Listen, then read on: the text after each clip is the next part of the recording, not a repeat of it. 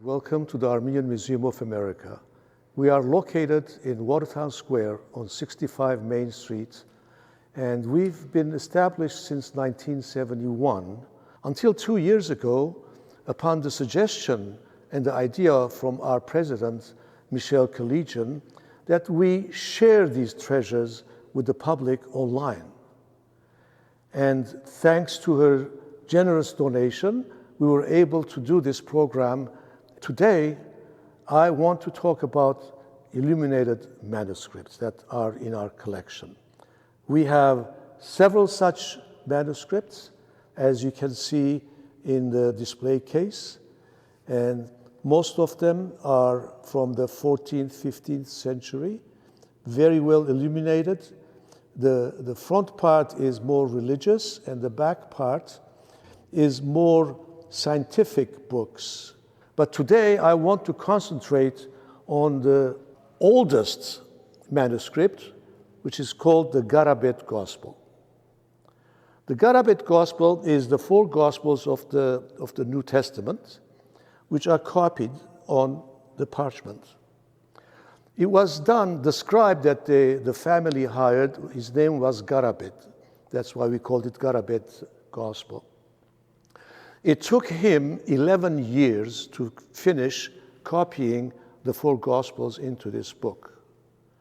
And at the end of finishing the copying, he actually was blinded. It was done for a priest, Vartan. When it was done, Vartan took it and brought it back to his own village. By the way, this book was copied in a convent called Jurag in Cilicia.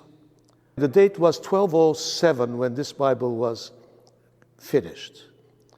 1375, the Cilician kingdom falls, and what happens is the family moves with few other families to another town north of Cilicia called Tomarza. And that's where the family lived all the time until the Armenian genocide. Now, how did it get here is the very interesting story. Julie Der Garabedian, she is Tomarzatsi, from Racine, Wisconsin, decides that she wants to donate this gospel, the family gospel, to the Armenian Museum. This way everybody can see it. Now, it stayed in the same family for 39 generations. And during the genocide, what happened is the entire family, unfortunately, was wiped out. Only 2 people survived from the family. One was a young man, and his name was Garabed also, and he lived in New York. He came to America before the genocide. And the other one was a doctor in the family, which the Ottomans put him in the army to serve during the First World War. Now, throughout centuries, this book, as you can see, became very popular because it had curing powers. People believe that if they put a piece of bread on it and they eat it, they get cured. If they put a shirt on the Bible, rub it, and then wear it, they'll get well from that. So even the Turkish people believe that. So during the First World War, when the family was wiped out, the doctor was in the army, they stole this book, but they did not destroy it. So after the war, when the doctor came back to Tomarza, a Turkish man approached him and he says, I have the book, but you have to pay some ransom. So I don't know how much, but the doctor paid and got the book back. Now, in 1937, the doctor sends a ticket to his nephew in New York for a ship to bring him to Marseille. He says, I have a surprise for you. Now, Garabed from New York goes to Marseille. His uncle greets him, and the surprise is not the Bible. The surprise was he found him a bride, a young Tomarzatsi girl, and he got married in Marseille.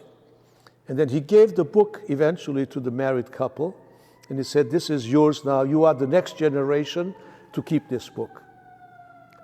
Well, they took the book and they came to New York. Eventually, they moved to Racine, Wisconsin. They had 3 daughters. And the 3rd daughter, Julie der Garabed, and it's Julie who gave us this book.